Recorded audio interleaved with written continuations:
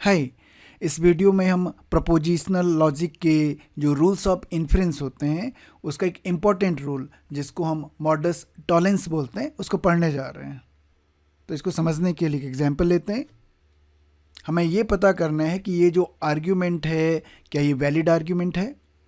If I study hard then I get A grade, ये इस argument की पहली प्रेमिस है।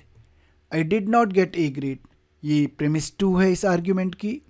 Therefore I did not study hard, तो ये जो प्रपोजिशन है ये इसकी क्या है, कंक्लूजन है।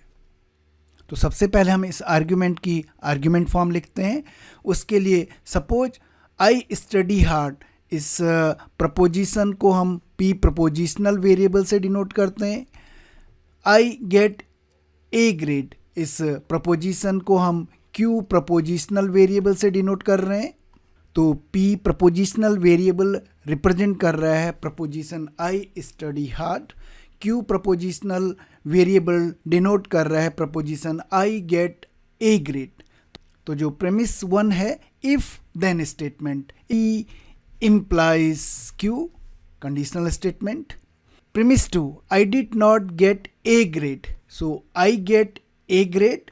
I did not get A grade इसका मतलब निगेशन ए, सो प्रेमिस 2 हो गया निगेशन क्यू। देयरफॉर, ये सिंबल देयरफॉर के लिए आई did not study hard, I study hard P variable, I did not study hard ये पी का क्या हो जाएगा, निगेशन हो जाएगा, सो नॉट पी। तो ये जो है आर्ग्यूमेंट फॉर्म बन गई इस आर्ग्यूमेंट की।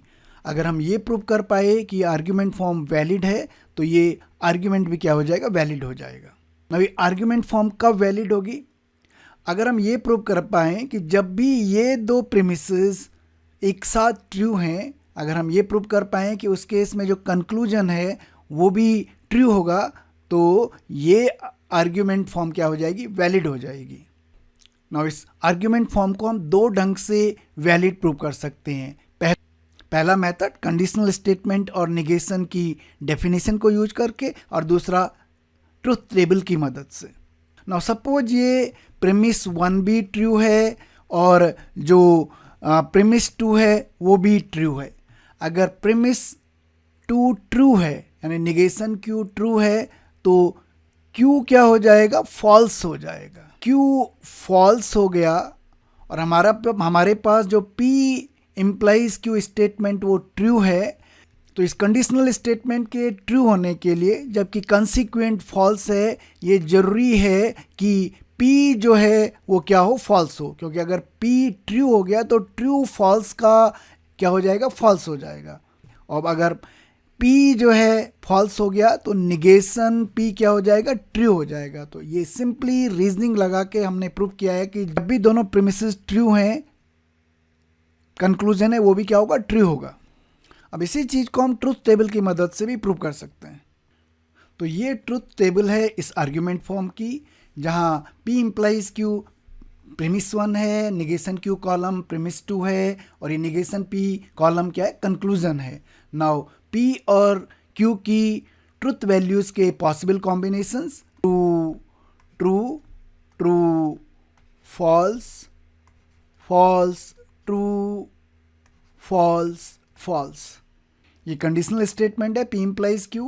P इम्प्लाइज Q सिर्फ तब फॉल्स होता है जब एंटीसीडेंट P जो है वो ट्रू हो और कंसिक्वेंट Q क्या हो, फॉल्स हो। और ये वाले केस में, ट्रू फॉल्स वाले केस में ये फॉल्स होगा, अदरवाइज ये क्या होगा, ट्रू होगा। तो नेगेशन की possible truth values, false true false true. Negation P की possible truth values, false false true true.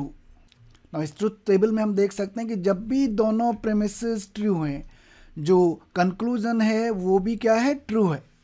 तो ये जो ट्रूथ टेबल है ये शो कर रही है कि ये जो आर्ग्यूमेंट फॉर्म है ये क्या है, वैलिड है, और इस वजह से ये जो गिवन आर्ग्यूमेंट है ये क्या है, वैलिड है। तो ये जो आर्ग्यूमेंट फॉर्म है P implies Q not Q therefore not P, ये हमेशा वैलिड होती है। P जो है आई स्टडी हार्ड प्रपोजिशन को रिप्रेजेंट कर रहा है या किसी और प्रपोजिशन को रिप्रेजेंट कर रहा है, और Q I get A grade है या कोई भी और प्रपोजिशन है। इस आर्ग्यूमेंट फॉर्म को हम मॉडस टॉलेंस फॉर्म बोलते हैं, और जो ये रूल ऑफ इन्फेरेंस है प्रोपोजिशनल लॉजिक का, इसको हम बोलते हैं मॉडस टॉलेंस। ये जो मॉडस टॉलेंस है ये लैटिन भाषा का वर्ड है। मॉडस का मतलब वे, टॉलेंस का मतलब रिमूवल बाय टेकिंग अवे। मतलब इस P इम्प्लाइज Q में हमने Q को हटा दिया, Q की जगह निगेशन Q कर दिया, तो उस वजह से जो एंटीसीडेंट P है वो भी क्या हो गया, रिमूव हो गया। P की जगह क्या हो गया, निगेशन P हो गया। इसी वजह से कई बार हम मॉडस टॉलेंस को डिनायल ऑफ एंटीसीडेंट भी बोलते हैं, एंटीसीडेंट कंसीक्वेंट। तो चलिए एक एग्जांपल लेते हैं। हमें पता करना है कि ये आर्ग्यूमेंट वैलिड आर्ग्यूमेंट है या नहीं। दो premises, snows today then university will close, premise 1। The university is not close today, premise 2। Conclusion, it did not snow today. Now it snows today, suppose इस प्रोपोजिशन को हम प्रोपोजिशनल वेरिएबल P से denote करते हैं। The university will close, इस proposition को हम Q propositional variable से डिनोट कर रहे हैं। तो ये जो आर्ग्यूमेंट है इसकी आर्ग्यूमेंट फॉर्म बन जाएगी if then it snows today then university will close. So ये हो जाएगा P implies Q, the university is not closed today, so university will close Q, तो not close negation Q। so ये हमारे पास second premise होगी negation Q। therefore, so ये therefore का symbol, it did not snow today, it snows today P, तो did not snow today ये क्या हो जाएगा, negation P। P implies Q, not Q, therefore not P। ये जो आर्ग्यूमेंट फॉर्म है ये मॉडस टॉलेंस फॉर्म है।